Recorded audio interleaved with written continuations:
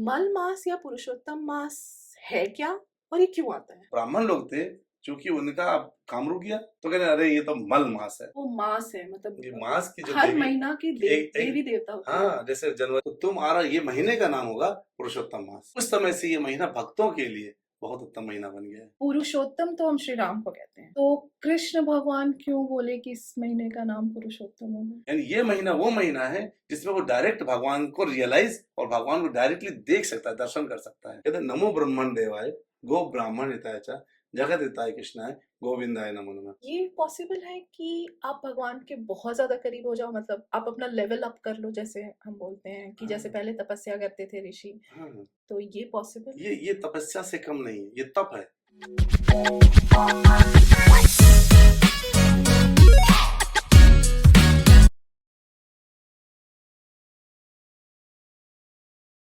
हरे कृष्णा प्रभु जी। हरे कृष्णा माता जी।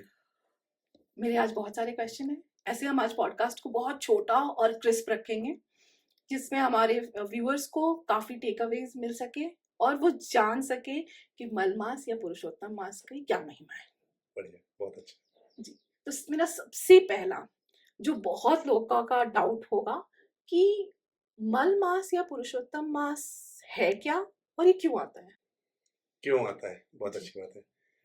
देखिए, सौर गणना और चंद्र गणना के हिसाब से हमारे महीने चलते हैं जी। तो जो सौर गणना के हिसाब से चलते हैं उसको सौर मान बोलते हैं और चंद्र गणना के हिसाब से चलते हैं उसको चंद्रमान बोलते हैं। जी। तो जब आप देखते हैं ना मकर संक्रांति आती है ना, तो संक्रांति होती है तो सूर्य 12 राशियों में घूमता है। जी। जब 12 राशियों में घूमता है तो 365 दिन में पूरा चक्कर लगाता है एक साल में। जी। और चंद्रमा 354 दिन में 354 डेज 354 दिन में चलता है। जी। तो एक साल में आप सोचिए उसका पूरे परिक्रमा हो जाती है 354 दिन में और सूर्य की होती है 365 दिन में। तो हर साल 11 दिन का डिफरेंस आ जाता है अप्रोक्सीमेटली। तो ये डिफरेंस होते होते 32 महीने के बाद लगभग एक महीने का पूरा 30 दिन का अराउंड 30 दिन का हमारा गैप आ जाता है। तो उसको पूरा करने के लिए भगवान ने ये अधिक मास दिया। ये अधिक मास ऐसा मास है जिसमें कोई भी अच्छे तिथि त्योहार नहीं होते हैं, अच्छी तिथियां नहीं होती हैं, जिस कारण कोई शादी नहीं कर सकते हैं, गृह प्रवेश नहीं करते हैं। तो इसलिए इसको लोग जो ब्राह्मण लोग थे, चूंकि उनका काम रुक गया, एक महीने तक कोई इनको काम ही नहीं मिला, ना पूजा पाठ नहीं मिला, उनका तो रोटी इसी से चलती है। तो कहते अरे ये तो मल मास है, तो इसको मल मास बोलने लगे। वैसे इसका नाम अधिक मास है क्योंकि एक महीना अधिक है, ये साल 13 महीने का हो जाता है। ओके, तो फिर इसको पुरुषोत्तम मास क्यों कहते हैं? पुरुषोत्तम मास क्यों कहते हैं, बहुत अच्छा प्रश्न है। तो ये मल मास जब ब्राह्मणों ने बोल दिया तो इस महीने में कुछ नहीं करते थे और काइंड ऑफ इसको गाली देते थे इस महीने को, ये महीना क्यों आ जाता है ऐसे करके। तो जैसे हर मास के एक अधिष्ठाता देवी देवता होते हैं कोई ना कोई, वैसे इस मल मास की भी एक अधिष्ठाता देवी है। उनको बहुत दुख होता है, वो भगवान विष्णु के पास चली जाती है कि आपने मुझे बनाया है और मुझे बहुत गालियां पड़ती हैं क्योंकि अच्छा वो मास है, मतलब ये मास की जो हर महीना की देवी देवता होते हैं। हाँ, जैसे जनवरी के केशव भगवान होते हैं, फरवरी के नारायण होते हैं, ऐसे करके पूरे महीने के कोई ना कोई अधिष्ठाता देवी होते हैं, देवता होते हैं। तो इस महीने के जैसे कार्तिक मास जो था उसमें राधा रानी उनकी अधिष्ठाता देवी है। हाँ, और इसकी अधिष्ठाता देवी मल मास की जो अधिष्ठाता देवी है वो देवी जाती है विष्णु भगवान के पास और उनसे कहती है कि आपने मुझे बनाया है और आपने बना तो दिया, लेकिन सब लोग मुझे गाली देते हैं। तो रोने लगी। तो भगवान विष्णु ने कहा कि मैं आपको कृष्ण भगवान के पास लेके जाता हूँ और सीधे गोलोक लेके चले गए। वहां पे मल देवी जो है, जो मल मास की देवी है, अधिक मास की देवी, वो रो रही है और वो रो रही है तो भगवान ने कहा गोलोक में कोई रोता नहीं है, यहाँ कौन रो रहा है? तो उनकी नजर पड़ती है तो पूछते हैं क्या हुआ देवी? तो उन्होंने पूरी बात बताई। तो भगवान ने कहा चिंता न करो, मैं तुमको स्वीकार करता हूँ और तुमको मैं स्वीकार करके ये कहता हूँ कि तुम अब आज से मेरे नाम से जानी जाओगी और मेरा नाम पुरुषोत्तम है। और चूंकि मेरा नाम पुरुषोत्तम है, मैं पुरुषों में उत्तम हूं, तो तुम आ रहा ये महीने का नाम होगा पुरुषोत्तम मास। और इस महीने की एक और खास बात होगी, जो इसमें जितनी भक्ति करेगा उसको मैं डायरेक्टली स्वीकार करूंगा, कोई वाया मीडियम नहीं। उसने अगर एक बार नाम लिया उसको मैं 1000 टाइम उसको एक्सेप्ट करूंगा। तो इस महीने के लिए इसीलिए उन्होंने जब इस प्रकार बताया तो देवी प्रसन्न हुई। उस समय से ये महीना भक्तों के लिए बहुत उत्तम महीना बन गया है। ओके, मेरा एक क्वेश्चन है। हम्म। पुरुषोत्तम तो हम श्री राम को कहते हैं, तो कृष्ण भगवान क्यों बोले कि इस महीने का नाम पुरुषोत्तम होगा? भगवान राम को भी पुरुषोत्तम बोलते हैं, भगवान कृष्ण को भी पुरुषोत्तम बोलते हैं। जितने विष्णु तत्व हैं वो सब पुरुषोत्तम है। भगवान नरसिंह भी पुरुषोत्तम है। अच्छा। हाँ, तो पुरुषोत्तम मास का मतलब भगवान कृष्ण, लेकिन भगवान कृष्ण को जैसे आपने देखा हो भगवद गीता में भी एक अध्याय है जिसका नाम ही पुरुषोत्तम है। हाँ, तो भगवान कृष्ण को भी पुरुषोत्तम बोलते हैं, भगवान राम को भी बोलते हैं, विष्णु तत्व को पुरुषोत्तम बोलते हैं। जितने अच्छा, भगवान कृष्ण के स्वांश हैं, उनके अंश हैं। मुझे आज तक लगता था कि सिर्फ क्योंकि राम जी ने अवतार लिया था और मनुष्य योनि में ही रहे थे, मतलब कोई भी अलग से अपना पावर यूज नहीं किए थे भगवान का, तो मुझे लगा कि इसीलिए उनको सिर्फ पुरुषोत्तम कहते हैं। हाँ, तो अच्छा, विष्णु भगवान के जितने सारे जितने भगवान कृष्ण के जितने स्वांश हैं ना, स्वांश हैं, उन जी, सबको पुरुषोत्तम है, वो सारे पुरुषोत्तम है। ओके, यहाँ तक तो ठीक है, पुरुषोत्तम क्यों कहते हैं। इस मंथ का महिमा क्या है? क्योंकि बहुत लोग बहुत सारी चीजें बोलते हैं, कोई बोलता है ये नहीं कर सकते, वो नहीं कर सकते, और कोई बोलते हैं कि ये बहुत ही अच्छा महीना है, हर मतलब सिद्धि प्राप्त या कुछ भी, आई डोंट नो, मुझे भी नहीं पता, तो वो मुझे आप बताइए। बहुत अच्छा है। देखिए, ये महीने, इस महीने का जो महिमा है वो सीधे यही कि भगवान कृष्ण डायरेक्टली, जैसे मान लीजिए आपने छोटा सा लिखा बड़ा सा दिख जाए, अच्छा। है ना, पूरा उसको बड़ा करके देखते हैं, आपकी हर एक सेवा को बड़ा करके देखते हैं। इस महीने सबसे पहले कलयुग में दान शेष बचा है। 4 धर्म के पैरों में से एक दान धर्म है जी, जो कलयुग में है। जी, तो इस महीने में दान महत्वपूर्ण होता है। अगर कोई व्यक्ति दान करता है ना, तो उसके दान के साथ उसके पाप चले जाते हैं इस महीने में। ओके, जो नाम लेता है वो भी बहुत महत्वपूर्ण है। नाम के साथ वो पुण्य अर्जन कर लेता है।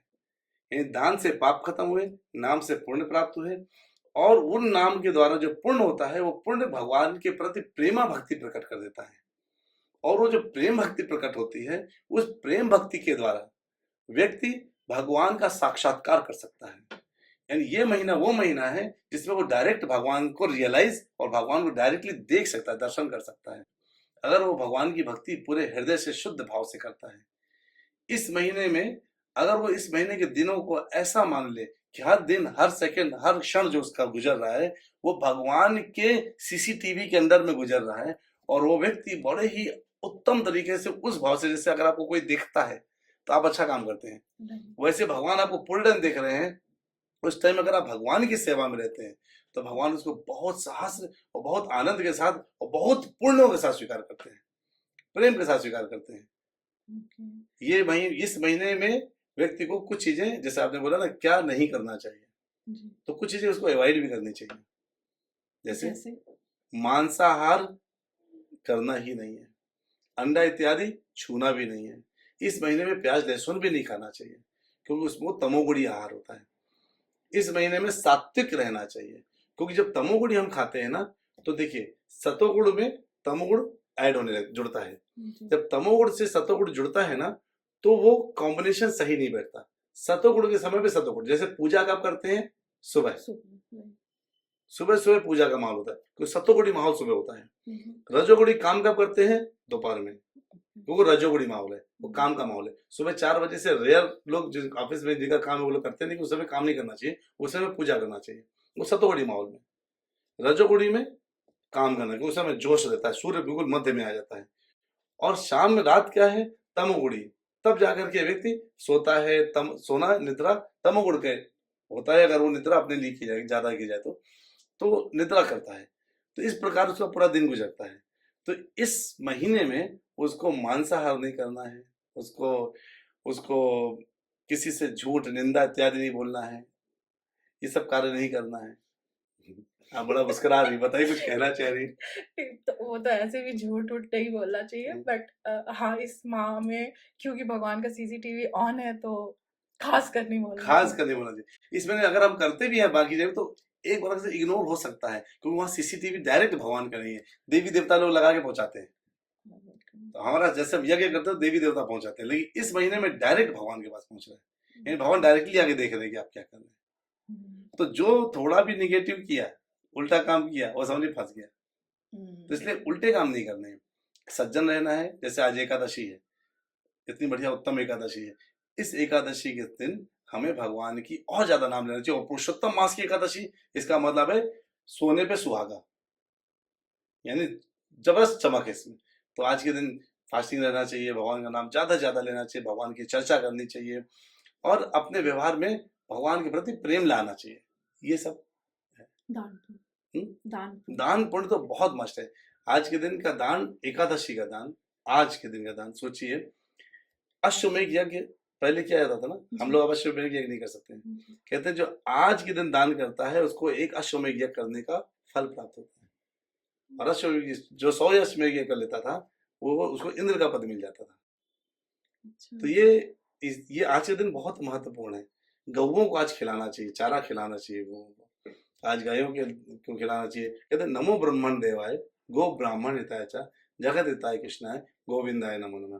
तो ब्राह्मण, गाय और ब्रह्म भगवान, इन तीनों की सेवा आज की जा सकती है। जो करते हैं भगवान उनके लिए अपने हृदय में, कहते हैं मैं उसका कर्जदार हो जाता हूँ। विकीर्णित स्वात्मान भक्तेभ्यो भक्तवत्सला, ऐसे भक्तों का मैं कर्जदार हो जाता हूँ जो ब्राह्मण और गौ की सेवा करते हैं। स्पेशली भगवान उनके पक्का कर्जदार हो जाते हैं और उनकी बात मानने के लिए आ जाते हैं। तो मतलब मुझे इन शॉर्ट समझ में आया कि पुरुषोत्तम मास जो है वो एक अधिक मास है जो हर 3 साल में आता है और इसकी महिमा बहुत ज़्यादा है। इसमें हमें पूजा पाठ करना चाहिए, बुरे काम अवॉइड करने चाहिए और जितना से जितना हो सके दान पुण्य करना चाहिए। ओके, अब मेरा एक क्वेश्चन है कि क्योंकि हम यहाँ बहुत ज़्यादा पूजा पाठ कर रहे हैं या अच्छे कर्म कर रहे हैं, या हो सकता है जो लोग गॉसिप भी करते होंगे तो सोचते होंगे 1 महीना गॉसिप नहीं करते हैं तो क्या ही चल रहेगा, तो वो सब चीज़ त्याग करके ये पॉसिबल है कि आप भगवान के बहुत ज़्यादा करीब हो जाओ, मतलब आप अपना लेवल अप कर लो, जैसे हम बोलते हैं कि जैसे पहले तपस्या करते थे ऋषि, तो ये पॉसिबल? ये तपस्या से कम नहीं है, ये तप है। भगवान इसको योगी मानते हैं। भगवान कहते हैं वो साधु है मेरी नजर में जो ये कार्य करता है। तो इस समय उसका लेवल इतना अप हो जाएगा कि आप सोचिए, आप सीधा सोचिए, जैसे एक दीवार है, दीवार में आप एक कोट पेंट करते हैं और उसमें 10 कोट पेंट कर दिया जाए तो बिल्कुल चिकनी सी दीवार हो जाएगी, पता नहीं चले कहाँ से। तो ये पुरुषोत्तम मास का ये महीना है जिसमें आप अपने हृदय में चेतो दर्पण मार्जनम, चित्त के दर्पण का मार्जन भगवान का नाम लेकर के ज्यादा ज्यादा करते हैं। 1 महीने अगर ये प्रयास कर लिया जाए तो 1 महीने के बाद जो आप में निखार आएगा, चेहरे में जो चमक आ जाएगी और जो एक हृदय के भाव बन जाएंगे, काम क्रोध लोभ मोह मद मत्सर ये सब तुच्छ लगने लगेंगे। इन सब चीजों से कोई मतलब नहीं रहेगा और बाकी दुनिया के जितने लोग हैं जो कर रहे हैं आप उनमें दिखने लगेगा कि वो क्या कर रहे हैं। जब कोई व्यक्ति कीचड़ में पड़ा होता है तो कीचड़ के दूसरा व्यक्ति अगर 10-12 लोग, उनको पता नहीं चलता वो किस में डूबे हुए हैं, लेकिन बाहर से देखने वाला व्यक्ति जानता है कि इधर साफ है इधर कीचड़ है। जैसे एक मेढक है, कुएं का मेढक, तो कुएं के मेढक को लगता है पूरी दुनिया यही है, लेकिन बाहर से अगर कोई देखता है तो उसको पता चलता है कुएं के बाद एक समुद्र भी है। अगर वो बाहर निकल सकता तो समुद्र जा सकता है। तो जब व्यक्ति 1 महीने इस धर्म का पालन, इस व्रत को पालन कर लेता है पुरुषोत्तम मास के, तो उसको इस जगत में बहुत कुछ अलग से नजर आने लगता है और उस वक्त उसको पता चलता है हम जिन छोटे छोटे सुख के पीछे भाग रहे हैं उससे बहुत बड़ा सुख, बहुत बड़ा आनंद तो अलग पड़ा हुआ है जिसको हम जानते ही नहीं थे। वो उसको रियलाइजेशन हो जाता है और फिर उस आनंद की खोज में वो निकलता है और अपना मार्ग उस दिशा में कर लेता है। हमारे बहुत से मार्ग चलने के लिए, लेकिन आपका लक्ष्य आपके मार्ग पर डिपेंड करता है कि आप कौन से मार्ग पर चले। अगर आपका मार्ग मुंबई जाने का तो आप मुंबई पहुंचेंगे, तो जो मार्ग आप पकड़ेंगे उसी मार्ग का लक्ष्य प्राप्त होगा। तो अभी हमें वास्तविकता में हम जिस कूप मंडू की तरह रहते हैं, हमें ये पता ही नहीं है कि हमारा वास्तविक मार्ग कौन सा है। हमें लगता है खाना कमाना, घर खरीद लेना यही पूरी दुनिया है। हम पैदा किस लिए हुए? बच्चा पैदा करने के लिए पैदा हुए क्या? अच्छा, बच्चा पैदा कर लिए बस पाल पोस के बड़ा करके मर गए, तो क्या यही हमारी जीवन था? तो जो नहीं जानते इस बाहर के समुद्र को, उनको लगता है बस मुझे बड़ा होना है, नौकरी करना है, शादी करना है, बच्चा पैदा करना है, बूढ़ा होना है, बच्चों की शादी कर देना और मर जाना है। यही उनकी लाइफ साइकिल है वास्तविकता में। पर वास्तव में असली में लाइफ साइकिल क्या होनी चाहिए, ये तब पता चलता है जब हम पुरुषोत्तम मास जैसे मास का व्रत का पालन श्रद्धा पूर्वक करते हैं। अपने मन से भगवान बता देते हैं कि नहीं बच्चे, ये तो तुम्हारी छोटी सी जिंदगी है, ये तुम्हारा एक मतलब 1% है जो तुम्हें 100% में करना है। हम लेकिन पूरा जीवन व्यक्ति केवल 1% में बिता देता है। जन्म लेता है, बचपन में खेलता है, जवानी में काम करता है, बुढ़ापे में खांस खांस के रात अंत में मर जाता है। उसकी लाइफ ये रहती है, उसने जिंदगी में क्या प्राप्त किया, उसने केवल खोया है या प्राप्त नहीं किया। अगर उसको प्राप्त करना है तो किसी गुरु के शरण में जाना चाहिए, उसको पूछना चाहिए कि मेरे लिए क्या करनी है और क्या करनी नहीं है, मैं किस मार्ग में चलूं, किस मार्ग में नहीं चलूं। और फिर गुरु के दृष्टिकोण से जब वो देखता है तब पता चलता है, अरे मैं तो जिस तालाब में नहा रहा था तालाब बहुत छोटा है, पीछे तो समुद्र पड़ा है, आनंद का समुद्र। एक बार वहां कूद के देखो, वो उसका अथाह नहीं है, अथाह गहराई पर है। और तब जाकर के व्यक्ति भगवान की प्रेमा भक्ति को प्राप्त करके उनके भक्ति में सराबोर होकर के आंखों से अश्रु बहा करके भगवान की तरफ भागता है। और तब उस अश्रु के साथ जो उसको आनंद मिलता है उसको कहते हैं सच्चा आनंद। और वही चीज प्राप्त होती है अगर कोई पुरुषोत्तम मास जैसे मास में व्रत का पालन कर लेता है तो। अब यहाँ एक और क्वेश्चन मेरे दिमाग में है।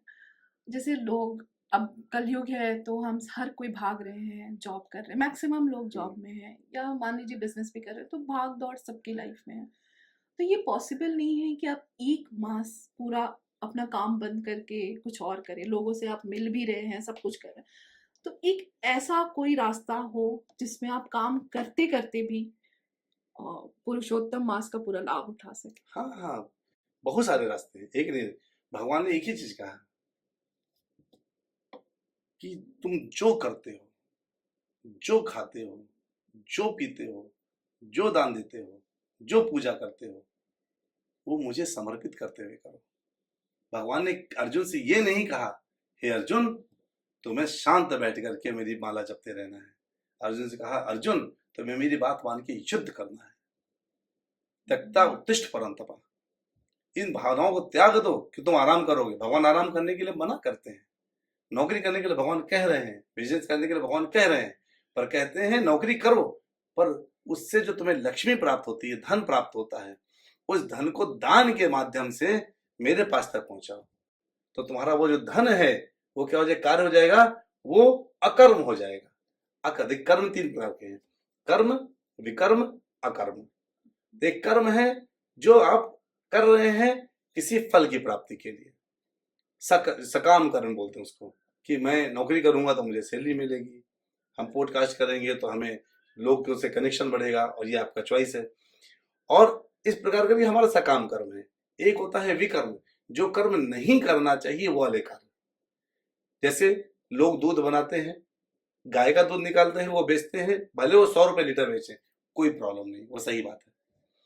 पर पाउडर से दूध बना करके बच्चों के जीवन के साथ खिलवाड़ करके बेच देना, ये विकर्म होता है। इसमें महापाप लगता है।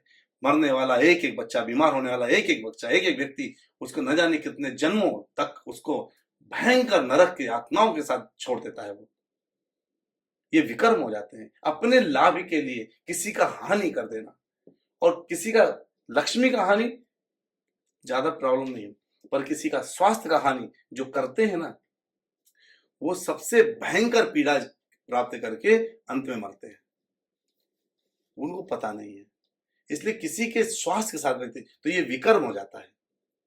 और अकर्म क्या है? अकर्म के 2 मतलब होते हैं। एक होता है कुछ ना करना, यानी मैं कुछ भी नहीं कर रहा हूं, तो ना सकाम कर्म हुआ ना विकर्म हुआ, ना तो ऐसा जिंदगी में नहीं हो सकता कि आप कर्म ना करें। आप बैठे तो सांस लेने का कर्म तो करिए। फिर एक अकर्म का मतलब क्या होता है? कुछ अपने लिए ना करना। कहने का मतलब क्या हुआ? सकाम कर्म ना करना, यानी आप कर्म कर रहे हैं, आपको लगता है मुझे पॉडकास्ट करने में अच्छा लगता है, आप पॉडकास्ट कर रहे हैं, पर उसका रिजल्ट मुझे लाखों बिलियन व्यूज मिल जाए, नहीं, वो भगवान के हाथ में है। यानी मैं किसके लिए कार्य कर रही हूँ? मैं भगवान के लिए कार्य कर रही हूँ।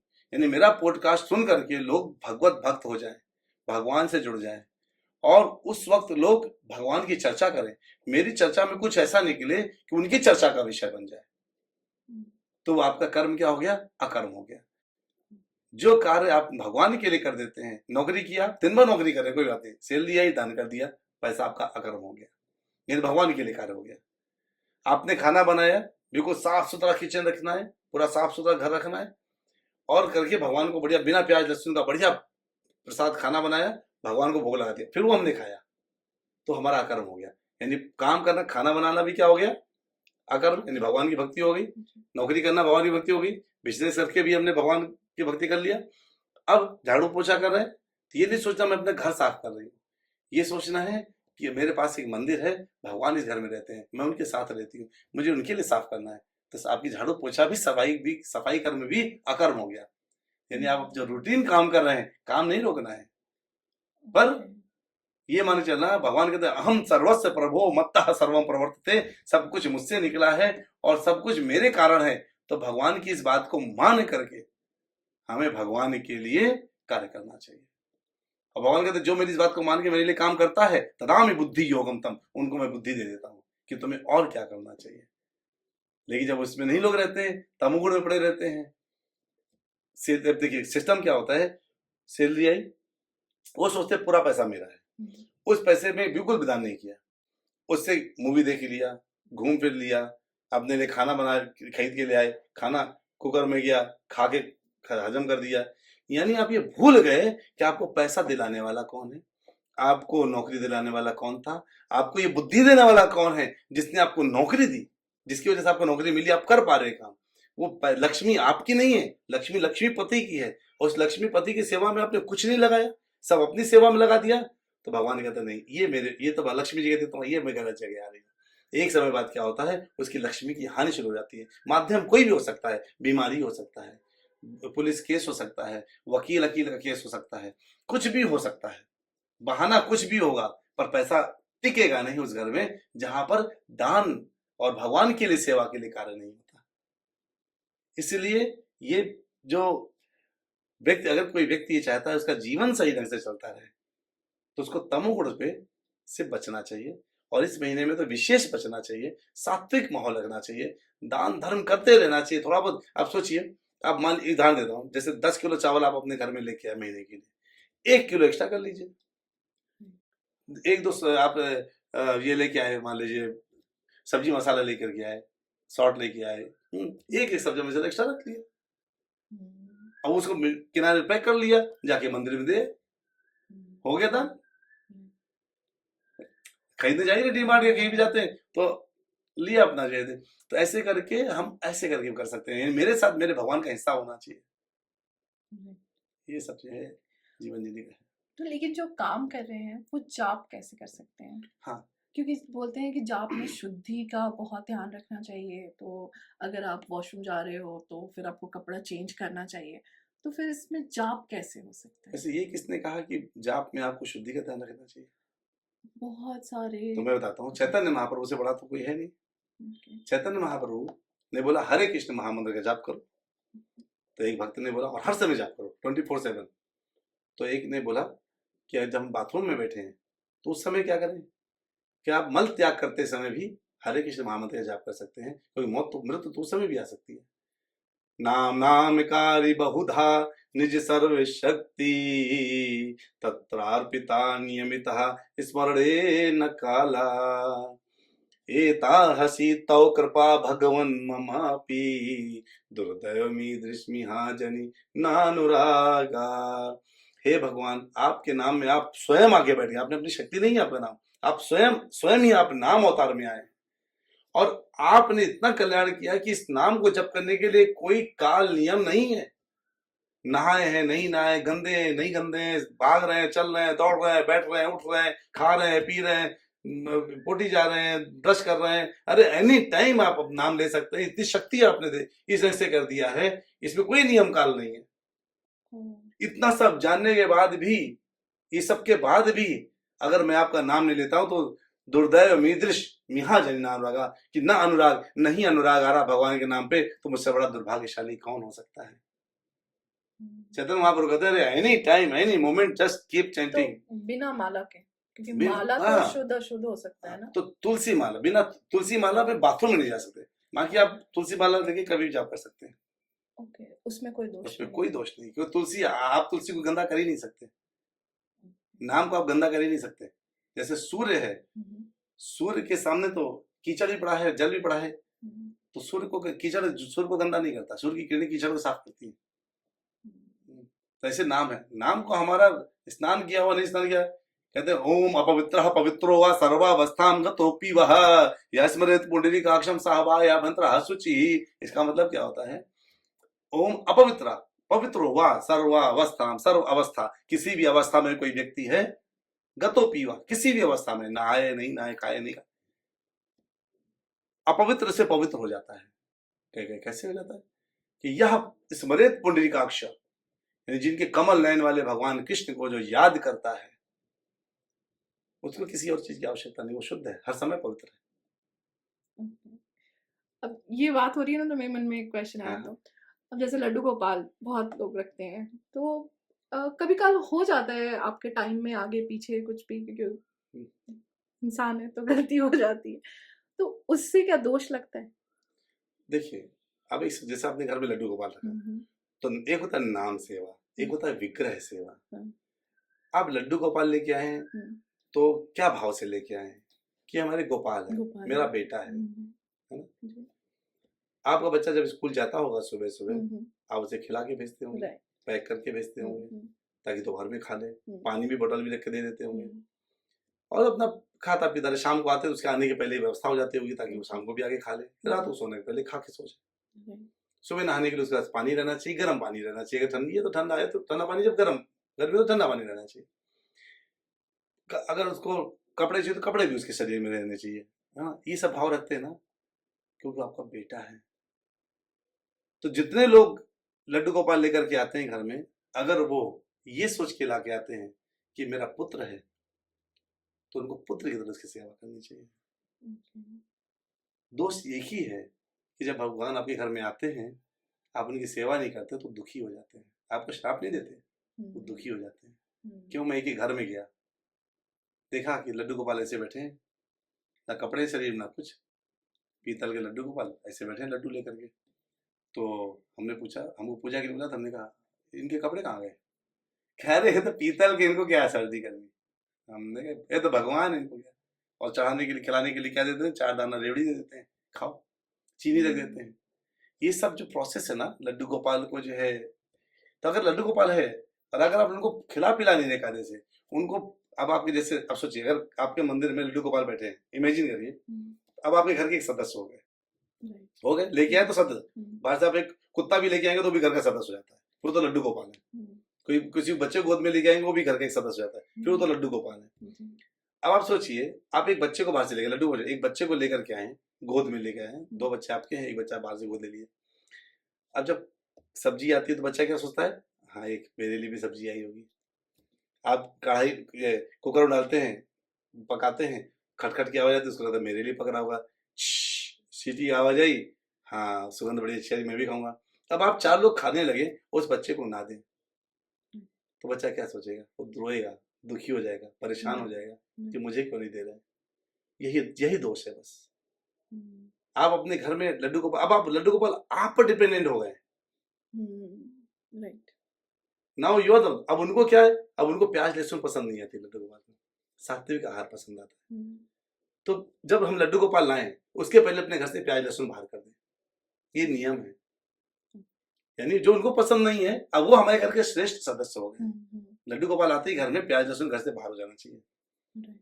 जो खाना बने, जो फल आए घर में, जो चीज आया, हमको भगवान को पहले भोग लगाना है और लड्डू गोपाल खिलाना है, फिर खाना है।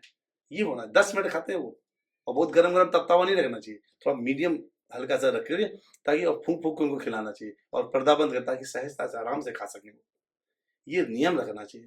नहीं तो गलती, अपराध केवल एक ही है, क्या? कि वो भूखे हैं। इस बड़ा सोचिए, कोई जीव आपके घर में भूखा हो, अगर आप गमले में पौधा लेकर आए, उसको भी अगर आप पानी नहीं पिला रहे ना, वो भी महापाप है, तो पौधा आप पर डिपेंडेंट है। अब आपके घर का सदस्य हो गया वो पौधा, अब आप पानी नहीं पिलाएंगे तो कौन पिलाएगा? और अगर वो सूख के मर गया बिना पानी के, उसका पाप लग जाता है। तो लड्डू गोपाल है। सही है। बहुत अच्छी चर्चा हुई है। तो इस पॉडकास्ट को छोटा ही रखते हुए अंत में मैं आपसे ये पूछना चाहती हूँ, अगर आप इस चीज को समराइज करना चाहें कि हमें पुरुषोत्तम मास में क्या क्या चीज करना चाहिए, नहीं करना चाहिए, एकदम शॉर्ट में, संक्षिप्त में, ताकि जो अगर ये अंत का भी थोड़ा सा पार्ट देख ले तो उसे पूरा पॉडकास्ट का समझ आ जाए। तो ऐसा समरी मैं बताना चाहता हूँ, ये मल मास नहीं है, ये अधिक मास है। वास्तविक नाम इसका अधिक मास है। इसमें अगर आप थोड़ी भक्ति करते हैं तो भगवान उसको अधिक अधिक लेते हैं, अधिक लेते हैं, ज्यादा मात्रा में लेते हैं। तो जितना हो सके भगवान का नाम लीजिए, मंदिर जाइए, घर को मंदिर बना दीजिए, घर में सारे परिवार वाजन बैठ करके खूब अच्छे से घर में संकीर्तन करें, भगवान का नाम लें और सात्विक रहिए, अच्छे वस्त्र पहनिए, नौकरी करिए, बिजनेस करिए, सब करिए, लेकिन दीप दान कीजिए। शाम को घर आइए, भगवान को दीपक दिखाइए, थोड़ी देर बैठ के हरि नाम लीजिए। हरे कृष्ण कृष्ण कृष्ण हरे हरे, हरे राम राम राम हरे हरे का महामंत्र का जाप करिए नियमित जितना हो सके। और सबसे महत्वपूर्ण है दान दीजिए, क्योंकि द मतलब द धातु से दान बना है। द मतलब ददाती, देने वाला चीज। जो आप देते हैं तो वो क्या करता है, आपके यहाँ का जितने भी निगेटिविटी है ना, उसको हर लेता है। तो ना बीमारी ना ये सब नहीं आते हैं घर में। तो दान दीजिए, जितना हो सके दान दीजिए, क्योंकि ये महीना निकल जाने के बाद 3 साल इंतजार करना पड़ेगा दान करने के लिए। तो इसमें करिए और इस प्रकार अपने जीवन को सफल बनाइए। Thank you so much. मुझे भी बहुत सारा चीज इसमें नया पता चला और बहुत सारी अलग अलग जो भ्रांति थी वो भी हमारी दूर हो गई। थैंक यू सो मच आप आए। और सबसे पहले तो मैं आपका इसलिए धन्यवाद करना चाहती हूँ कि आप हमेशा आके हमें बहुत अच्छी अच्छी बातें बताते हैं और हमें प्रेरित करते हैं कि कोई भी एक छोटा सा स्टेप भी हम ले ताकि हम अपने कर्मों को ठीक कर सके। तो thank you so much. Hare Krishna. Hare Krishna.